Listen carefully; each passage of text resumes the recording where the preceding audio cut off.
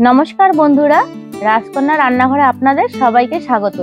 আজকে আমি পটলের একটা সম্পূর্ণ নিরামিষ রেসিপি আপনাদের সঙ্গে শেয়ার করব, মৌরি পটল। এই মৌরি পটল রেসিপিটি গরমের দিনে খুবই একটি স্বাস্থ্যকর রেসিপি। এটা গরম ভাত বা রুটি সবকিছুর সঙ্গে খেতে খুবই ভালো লাগে। এই রেসিপিটি বানানো খুব সহজ আর খুব কম সময়ে হয়ে যায়।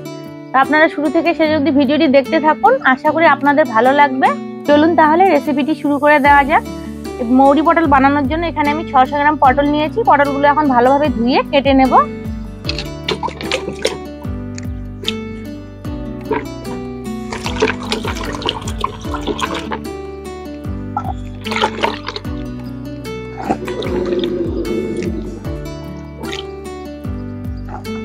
এখন পটলগুলো আমি একটু করে ছুলে নেব, পুরোটা ছুলবো না।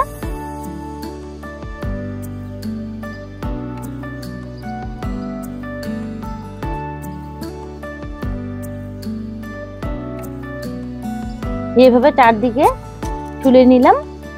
এভাবে পটলগুলো মাঝখান থেকে এখন চির করে নেব।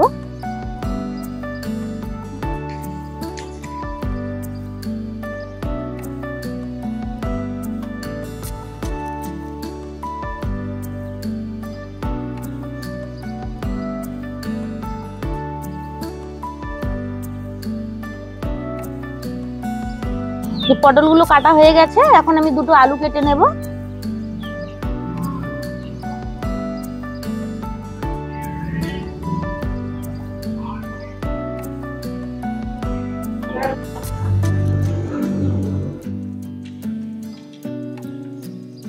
আলুগুলো লম্বা লম্বা চির করে নেব।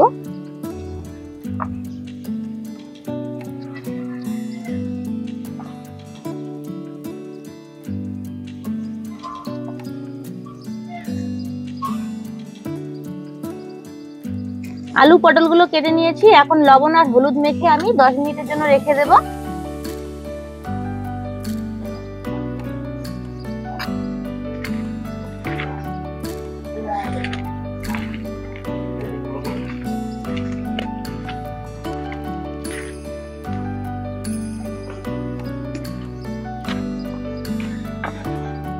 উনুন ধরিয়ে কড়াই বসিয়ে দিয়েছি।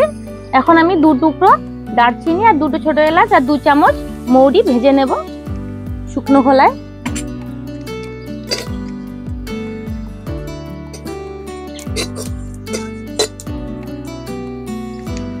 ভাজা হয়ে গেছে, নামিয়ে নেব।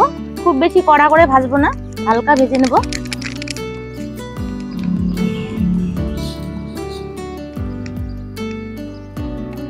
মৌরিগুলো একটু ঠান্ডা করে নিয়ে গুঁড়ো করে নেব। এখন কড়াইয়ে দিয়ে দিচ্ছি সরষের তেল।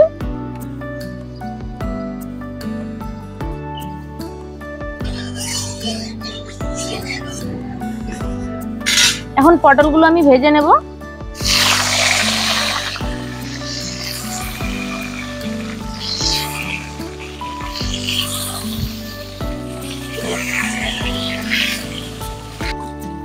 পটলগুলো ভাজা হয়ে গেছে, নামিয়ে নেব।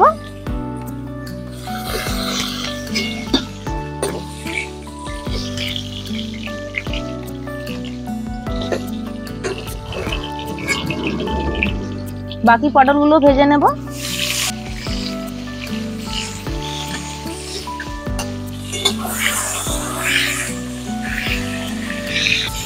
এই পটলগুলো আমার হয়ে গেছে, নামিয়ে নিচ্ছি।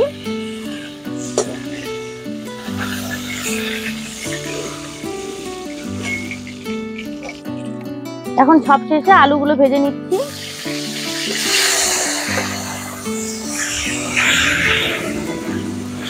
আলুগুলো ভাজা হয়ে গেছে, নামিয়ে নিচ্ছি।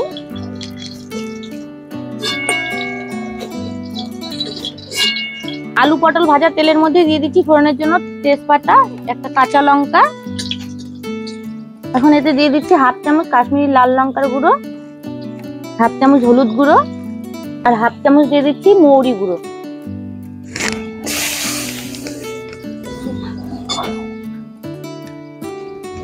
এখন এতে দিয়ে দিচ্ছি একটা টমেটো পেস্ট,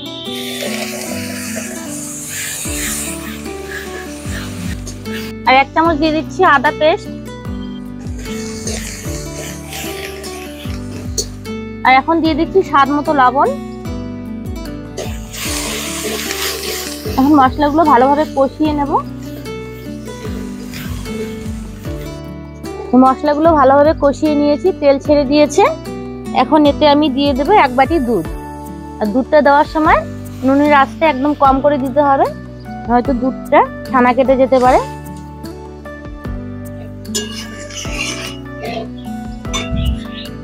আর 1 বাটি আমি দিয়ে দিচ্ছি জল।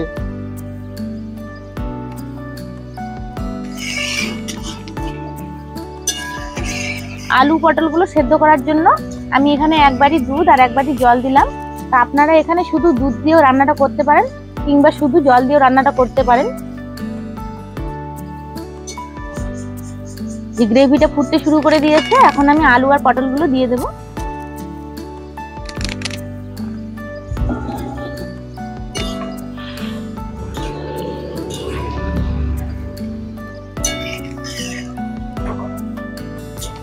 এখন আলু পটলগুলোকে আমি 6-7 মিনিট ধরে ঢেকে দিয়ে রান্না করে নেব।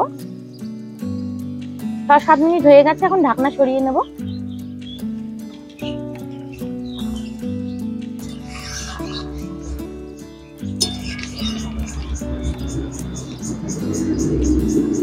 গ্রেভিটাও শুকিয়ে এসেছে আর আলু পটলগুলো সুন্দরভাবে সেদ্ধ হয়েছে। এখন আমি 1 চামচ ঘি হাতায় নিয়ে নিলাম।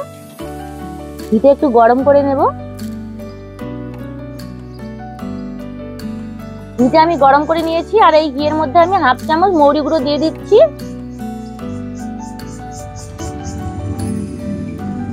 মৌরি পটলে ঘিয়ের সঙ্গে এভাবে মৌরি গুঁড়ো গরম করে দিলে এর স্বাদ দ্বিগুণ বেড়ে যায় আর মৌরির একটা খুব সুন্দর ফ্লেভার পাওয়া যায়। আমি ভালোভাবে মিশিয়ে নেব।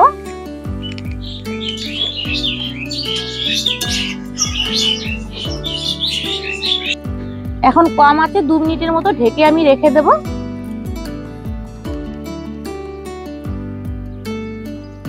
এই যে দেখুন বন্ধুরা, তৈরি হয়ে গেল মৌরি পটল রেসিপি।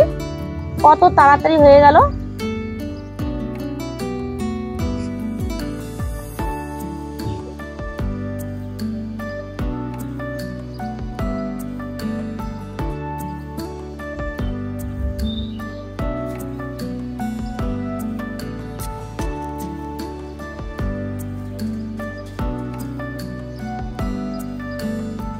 এই যে দেখুন বন্ধুরা, ঝটপট বানিয়ে ফেললাম মৌরি পটলের রেসিপি।